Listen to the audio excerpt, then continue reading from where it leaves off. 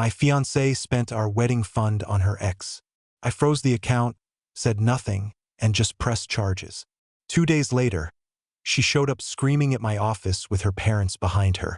I 29 male or I guess was a pretty simple guy.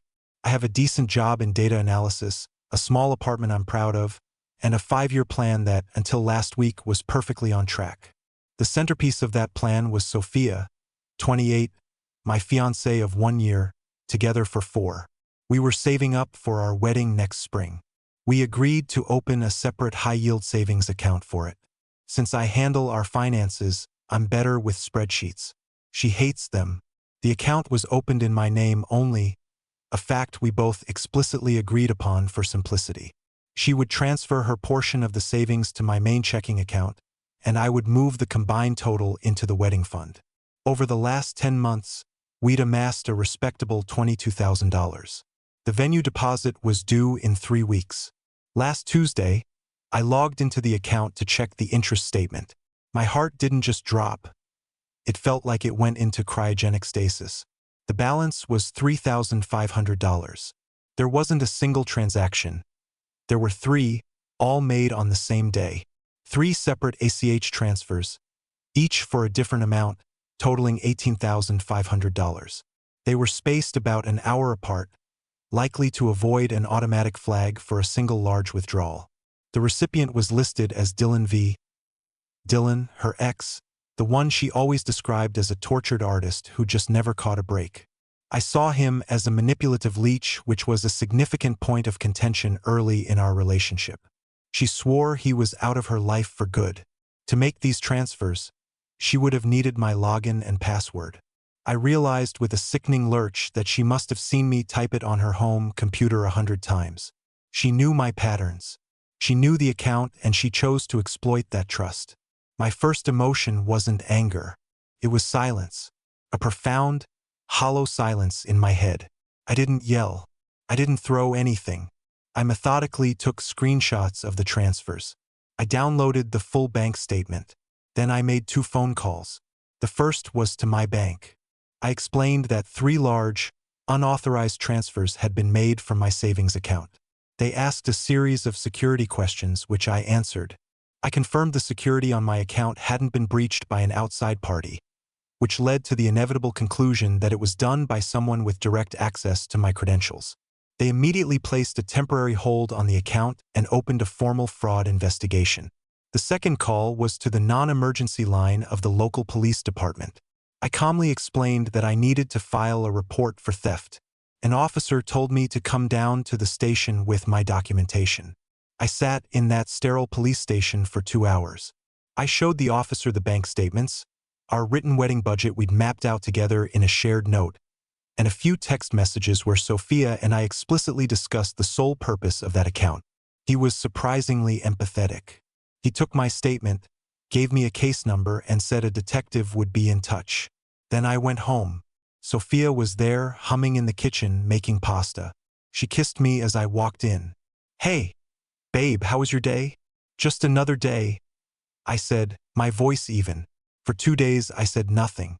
I watched her. I responded to her texts. I let her talk about flower arrangements and bridesmaid dresses. Every word was like a small grain of sand grinding in my gut. I wasn't playing a game. I was simply waiting.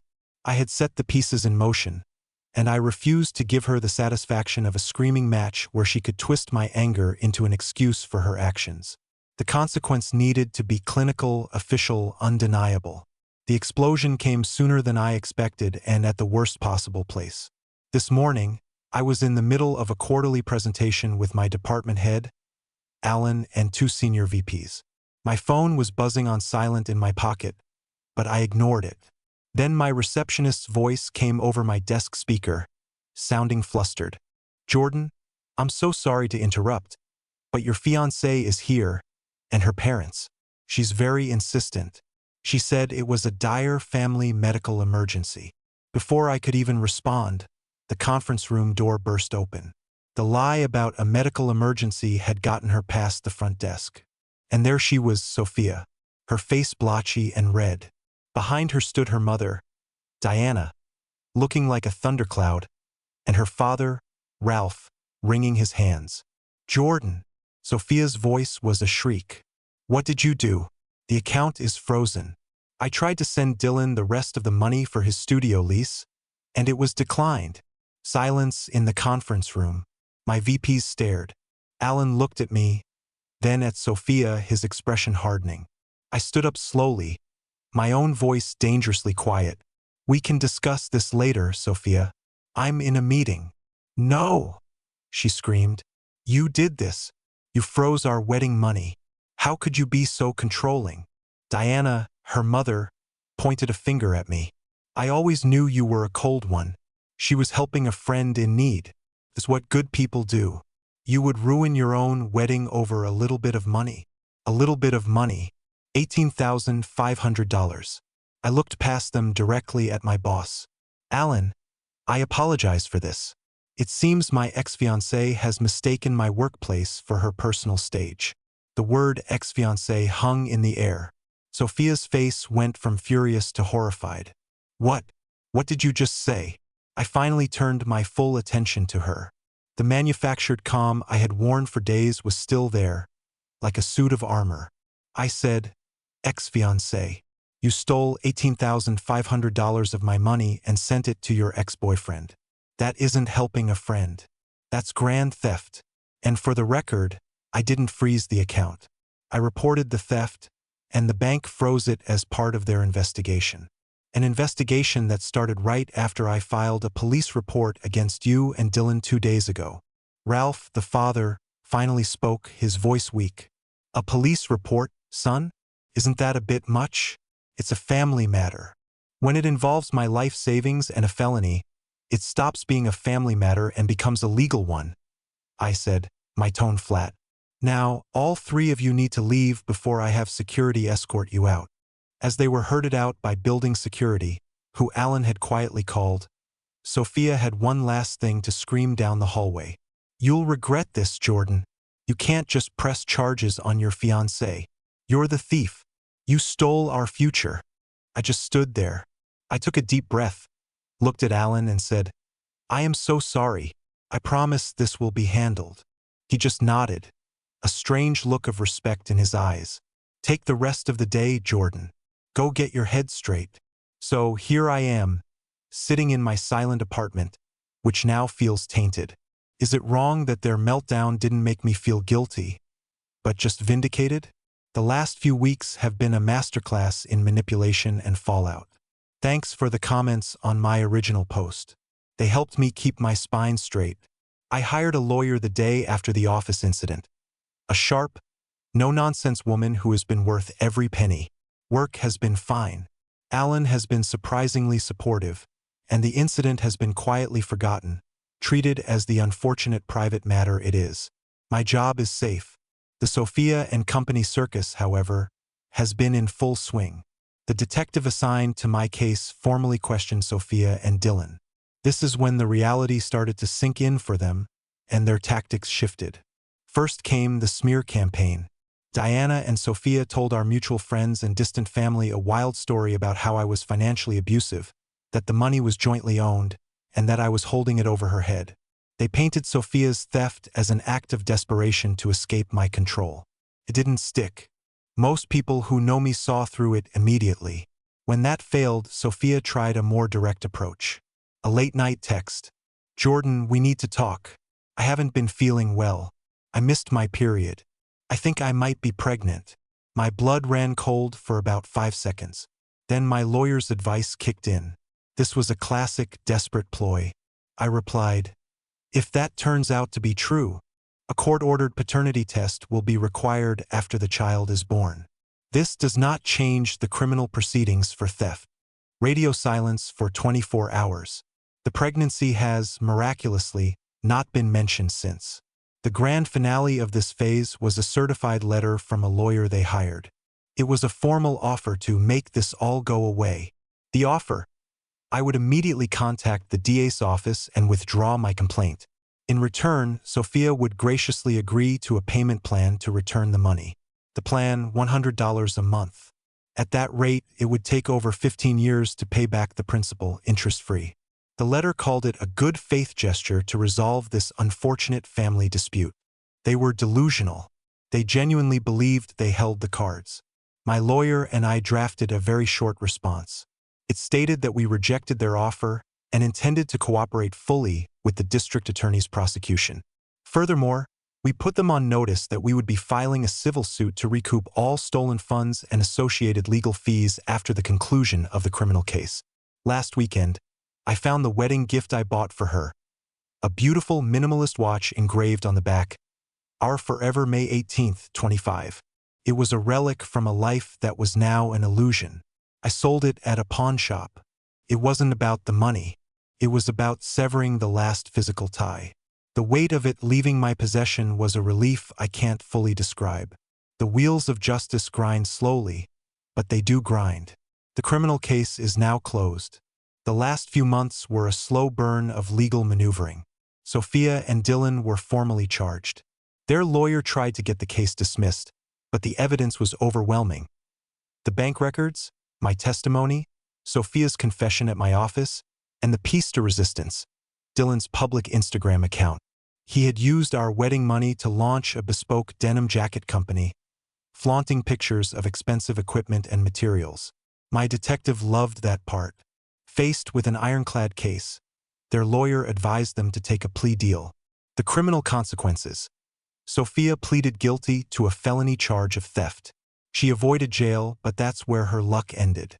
She received 5 years of probation and was ordered to pay restitution for the full $18,500, for which she is jointly liable with Dylan.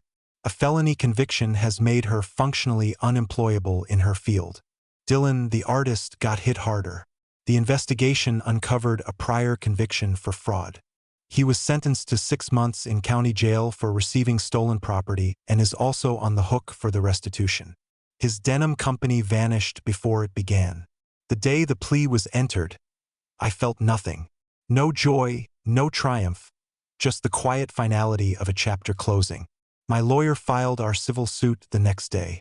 The criminal conviction makes it a straightforward case. Now, another waiting game begins. It's been a year and a half since I discovered my life was a lie. I wasn't going to post again, but a few things happened that feel like a true conclusion. The civil suit was, as my lawyer predicted, a slam dunk. The criminal conviction sealed it.